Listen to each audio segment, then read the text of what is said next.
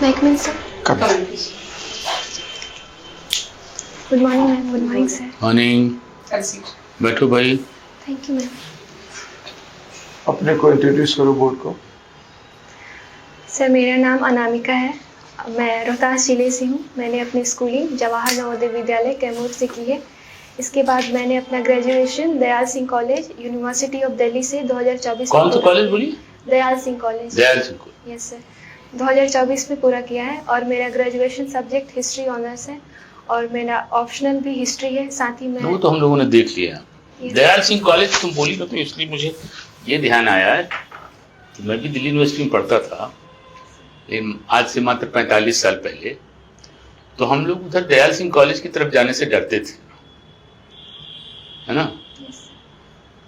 हमारे कुलीग विशा जी बैठे हैं, इनको पता नहीं मालूम है कि नहीं मालूम, तो IIT के पढ़े हुए हैं, लेकिन हम लोग जो पढ़ते थे दिल्ली यूनिवर्सिटी में जिस जमाने में, उस जमाने में दयाल सिंह कॉलेज की तरफ जाने से लोग डरते थे। क्यों?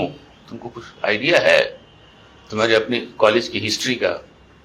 सर मुझे जहाँ तक आइडिया है, अभी तो जो लोधी रोड में अभी जो सिचुएटेड है तो वो बहुत अच्छा एरिया माना जाता है दिल्ली वो का। तो ठीक है ना, तभी तो मैंने ये प्रश्न पूछा कि उस जमाने में क्या रेपुटेशन था दयाल सिंह कॉलेज का।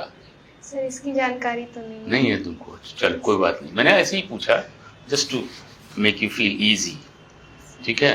And you done your graduation in history honours. History honours. Yes sir. So there were some very good teachers in Dayal Singh College in history. Who were there? Sir ma'am थी अपराजिता भट्टाचार्य और sir थे Umakant sir, ये कुछ teachers थे। अच्छा। चलो पूछिए Michel. अपने हिस्ट्री लिया है तो दिल्ली से किया है तो नेशनल हिस्ट्री इंटरनेशनल हिस्ट्री ज़्यादा आपको तवज्जो होगा। Yes sir. BPSC की तैयारी में आपने बिहार की हिस्ट्री के विषय में जरूर जाना होगा। बिहार का जो हिस्ट्री का जो पोर्शन है, कौन सा पोर्शन डिसकनेक्टेड है नेशनल हिस्ट्री से? बिहार की हिस्ट्री कहाँ पे गैप लगता है? हमको लगता है गैप, अगर आपको लगता है कि नहीं? आपको लगता है कि गैप है हिस्ट्री में, बिहार की हिस्ट्री में कंटिन्यूटी में कहीं गैप है? कौन सा पीरियड है? यस सर, गैप मतलब उस सेंस में नहीं है कि बिहार की हिस्ट्री नेशनल हिस्ट्री से बिल्कुल डिसकनेक्टेड है। एक गैप इस सेंस में कह सकते हैं कि मध्यकालीन और आधुनिक भारत में देखा जाए तो दिल्ली और वेस्ट बंगाल में कोलकाता मेजर सेंटर्स के रूप में उभरे थे, जबकि प्राचीन भारत में मगध का एक महत्वपूर्ण स्थान था। तो इस संदर्भ में कह सकते हैं कि थोड़ा मतलब जो एक वैल्यू और रेपुटेशन एंशिएंट हिस्ट्री में था बिहार का, उससे केंद्र मतलब शासन का जो केंद्र दूसरी जगह स्थापित होने के कारण वो थोड़ी सी इम्पोर्टेंस कम हुई। 7वीं शताब्दी से 12वीं शताब्दी, 500 वर्षों का जो उसमें बिहार की हिस्ट्री में क्या भूमिका रही है प्रमुखता से, इस पर कुछ यदि आपको जानकारी हो तो बता पाएंगे? यस सर, सबसे पहले सर 7वीं शताब्दी में तो गुप्ता राज का शासन रहा है। वो बिहार के भी किसका शासन रहा? गुप्ता वंश का सर। तो उसने बिहार के भी क्षेत्र को उसमें वो कवर था। इसके साथ ही जैसे गुप्ता वंश के पतन के बाद एक बोलते हैं फ्यूडलिज्म का राइज होता है इंडियन हिस्ट्री में, तो उस सेंस में एक सेंट्रलाइज्ड पावर का एब्सेंस रहा है बिहार में। साथ ही जो इस्लामिक इन्वेजन हुए उसके बाद जो स्लेव डायनेस्टी और टर्किश रूल जैसे बख्तियार खिलजी का आक्रमण हुआ, तो इसके बाद बिहार की जो एक पावर केंद्र था वो धीरे धीरे शिफ्ट होना शुरू हो गया दिल्ली की तरफ। तो ये सर एक 7वीं शताब्दी से 12वीं शताब्दी तक की हिस्ट्री रही। बहुत बढ़िया नॉलेज है तुम्हारा हिस्ट्री का। Thank you sir. पूछो। आपकी हॉबीज के बारे में कुछ बताइए हमको। मैम कविता लिखने में मैं रुचि रखती हूँ क्योंकि मुझे एक अच्छा अभिव्यक्ति का माध्यम लगता है। मैं अपनी जो भी विचार है या फिर जो भी मेरी परेशानियां हैं, मुझे लगता है मैं उसको अपनी कविता के थ्रू व्यक्त कर पाती हूँ। हाल फिलहाल में अगर आपने कोई पोएम लिखी, किस भाषा में लिखती हैं? हिंदी में लिखती हूँ। हिंदी में लिखती हैं। Yes ma'am. हाल फिलहाल में अगर आपने कोई पोएम जो लिखी हो जो आपको याद हो, Yes. कुछ पंक्तियां सुनाएंगी? यस मैम, मैंने हाल ही में एक पोएम लिखा था जिसका शीर्षक है झुकना नहीं। उसकी कुछ पंक्तियां हैं। इस पार भंवर के आज हैं, होंगे कभी उस पार भी, मेहनत की नौका को कर प्रबल, देंगे जीत का प्रमाण भी। माना ये मंजिल जटिल है पर तू ठान ले तो क्या बड़ा, भविष्य की सिर्फ कल्पना में क्यों है अब तक तू खड़ा। मन के अंतःकरण से पूछ अब तेरा उद्देश्य क्या, जो उस ध्वनि को कर महसूस तेरे लिए फिर शेष क्या। बढ़िया। आप एक अच्छी पोट्रेस हैं, अच्छी कविता लिखी है आपने। आप सर कह रहे थे आपकी नॉलेज हिस्ट्री में बहुत अच्छी है, आप एक अच्छी व्याख्याता बन सकती हैं, प्रोफेसर बन सकती हैं, इवेंचुअली आप एकेडमिक्स में अपना करियर परस्यू कर सकती हैं। आप पब्लिक सर्विस में क्यों आना चाहती हैं करके? मैम मुझे लगता है पब्लिक सर्विस मतलब मैम एकेडमिक्स के प्रति मेरा उतना आकर्षण शुरू से नहीं रहा है, और पब्लिक सर्विसेज मुझे लगता है एक डाइवर्स फील्ड देता है, अपनी जो भी स्किल्स हैं उनको और अच्छा करने का, साथ ही समाज से जुड़ने का भी एक मौका देती है। तो मुझे लगता है एकेडमिक्स से पब्लिक फील्ड मेरे लिए ज़्यादा सूटेबल रहेगी। बट मतलब मैं समझती हूँ आपकी जो मानवता केंद्र जो है वो मैं रिलेट कर पा रही हूँ उसके साथ। बट जब आप एक पदाधिकारी बन जाती हैं तो आप कई सारे ऐसे कॉम्प्लायंसेस करते हैं जो कि not so much in public interest हो, बट कभी कभी कॉन्फ्लिक्ट भी होता है। उसको कैसे हैंडल करेंगे आप तो थिंकर हैं, आप you seem to have a sensitive temperament towards life, तो कैसे आप इन कॉन्फ्लिक्ट्स को कैसे हैंडल करेंगे? मैम अगर ऐसी कोई भी स्थिति आती है जिसमें मेरा व्यक्तिगत विचार और मेरा जो भी कर्तव्य है या फिर जो भी ड्यूटी है उसके बीच एक कॉन्फ्लिक्ट होता है, तो मैं अपने जो व्यक्तिगत विचार है उसको पीछे रखकर अपनी जो भी ड्यूटी मुझे दी गई है मैं उसको हमेशा वरीयता दूंगी और उसको पूरा करने के लिए अपना पूरा प्रयास करूंगी। For how long do you think you will continue to do that?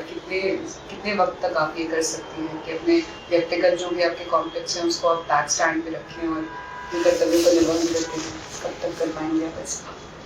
मैं मुझे लगता है मैं जब तक इस क्षेत्र में रहूंगी तब तक मैं अपनी व्यक्तिगत विचार को प्रायोरिटी ना देकर अपनी ड्यूटी को ही प्रायोरिटी दूंगी।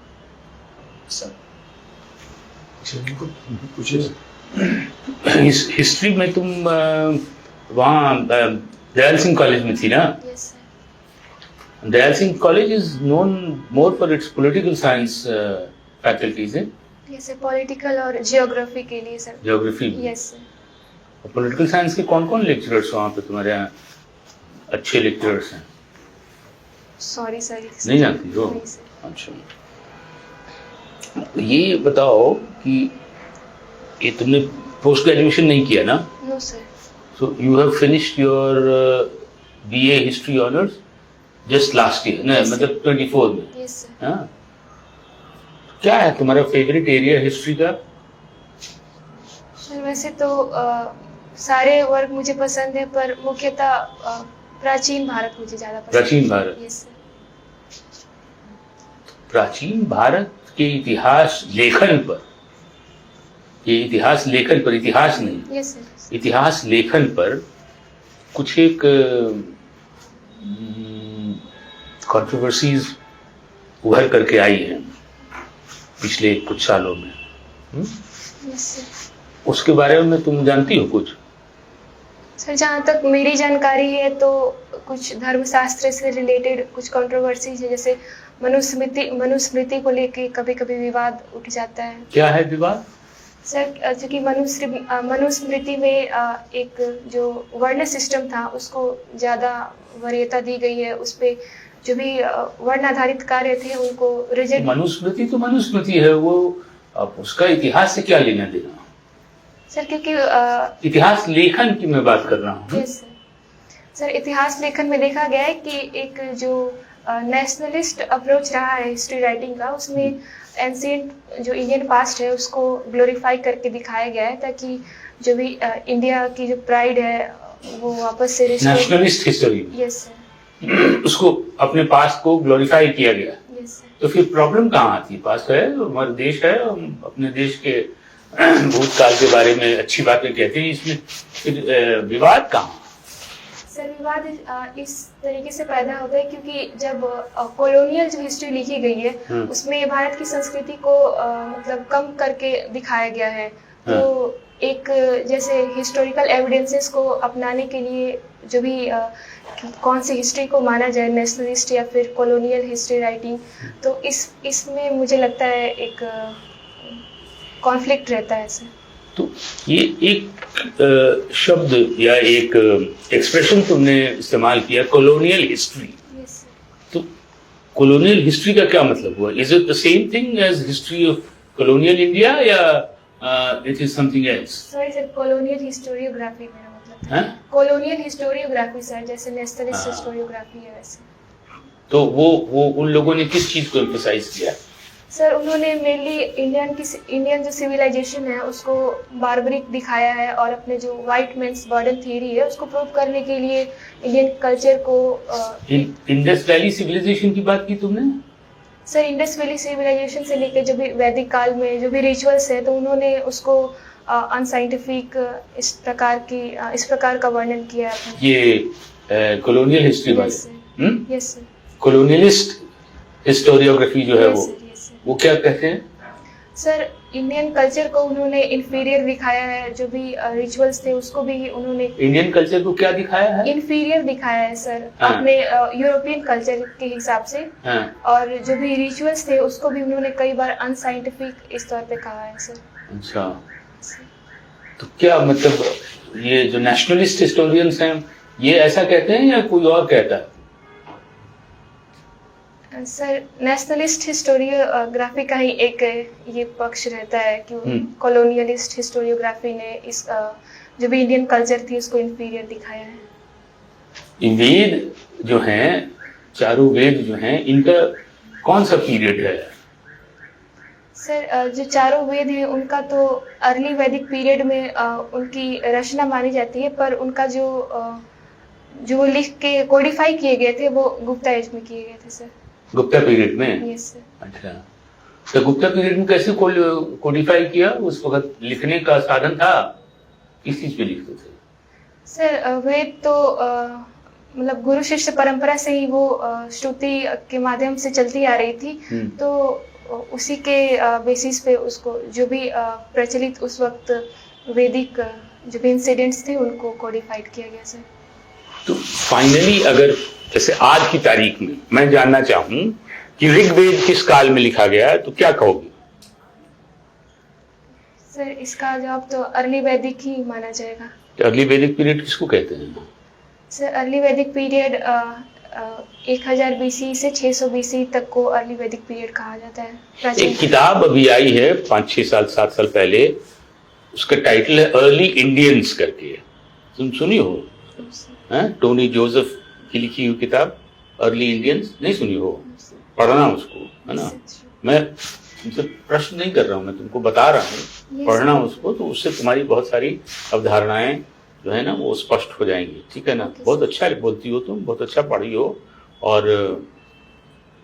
मैं अभी किसी और को कह रहा था कि जो भी करती हो उसको पूरे इंटेंसिटी के साथ करो, ठीक है ना, and you will do well.